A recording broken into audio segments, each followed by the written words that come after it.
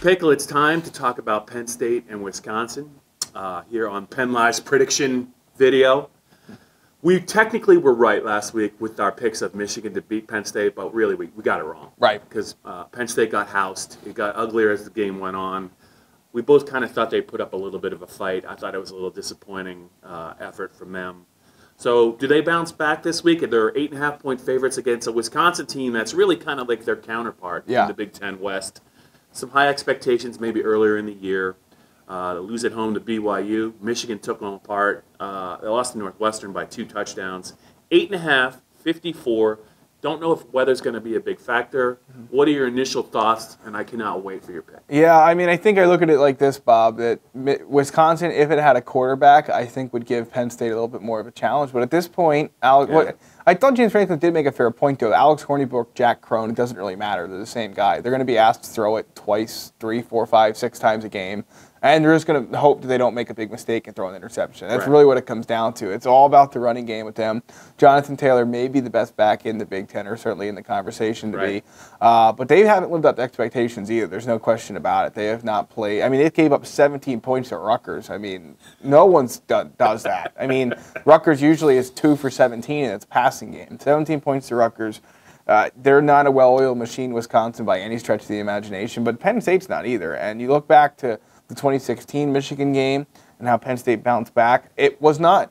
I think sometimes we forget that they beat Minnesota. It's not like it was an easy win over the Gophers. I mean, they had to fight and claw. Irv Charles. Yeah, they have to fight. Yeah, who could forget? They had to fight and claw for every point in that game to win. I think this one is not as close. It doesn't come down to the wire, but it's not easy either. 24-13 Penn State. All right, so here's my riddle for you. Penn State is last in time of possession in the Big Ten, 26 and change. Yep. How can they win if Wisconsin keeps the ball for 58 minutes? Yeah, it's going to be darn close to impossible. I mean, I think they average, like 48 minutes or something like that? It's not 48, but they keep the ball a It's long up there. There's no doubt it's up there. I think I looked, it's like top 20 in the country in terms of time of possession. So, I mean, yeah, they're going to try and do what Michigan did. Keep the ball, keep the ball, keep the ball, and hope Penn State eventually beats itself, which in a lot of ways it did. Right. And, I mean, not to take anything away from Michigan because they thoroughly beat Penn State, but they also, it was 14-0 late into the third quarter, and then Penn State kind of self-destructed a little bit. So you're right, Penn State has to find a way to get off the field on third down. But even if they do, the offense has to find a way to keep it beyond 4 plays. I mean, you look at the drive chart of that Michigan game, what was it, 9 of 11 were less than 4 plays or less? I mean, that's not a way to win a football game. And James Franklin's going to have to it's going to be a tough choice. If Trace McSorley is not mobile, if he's kind of like he was at Michigan, they're going to have to make a decision, I think, to go to Tommy Stevens. It's a very hard one to make considering everything McSorley's done. But if he's not healthy, I think you got to go to the other guy. Do you have, this is another unscripted thing, Perfect. Do you have a player to watch for Penn State that maybe is under the radar this week? Yeah, I mean, I think offensively, you look at it, and KJ Hamler was frustrated after the Michigan game. They got to get the guy involved. If Rutgers scored 17 points, you think KJ Hamler could score 17 on Wisconsin secondary by himself. But they need to get him in the game. They need to get him involved. I know that they say they don't do that. They take what the defense gives them. Well, guess what? The defense is giving them a bunch of guys that really aren't making enough plays to win football games. Right. So it's him, and it's also Jahan Dotson, the other guy they can rely on, Pat Freiermuth too. Those 3 guys can at least have 5 catches apiece. Penn State should go very, very, should go very far in terms of winning this game. It's not a guarantee, but if those guys can each have at least 5 catches, I think they should be in pretty good shape.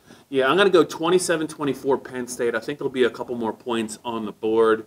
The guy that Under, because it's 54. Yeah. The guy that I'm going to watch this week, because I do think they're going to make a focused effort, I think Miles Sanders has to have a pretty big game this week. I think he can. If you look at Wisconsin's defense, they have a couple of good linebackers, but there's some issues, I think, in other parts of the defense. James Franklin referenced the fact they might not have their nose guard this week. Yeah, he's out. He's already been ruled out. He's out. So I just think that if Miles Sanders can get going, they really can't afford to run Trace 10 or 12 times. Right. You talked about the possibility maybe they might have a hard decision to make. He's clearly hurting. You got to give him all the credit in the world for trying to play. Tommy has accounted for at least 1 touchdown in the last 3 games.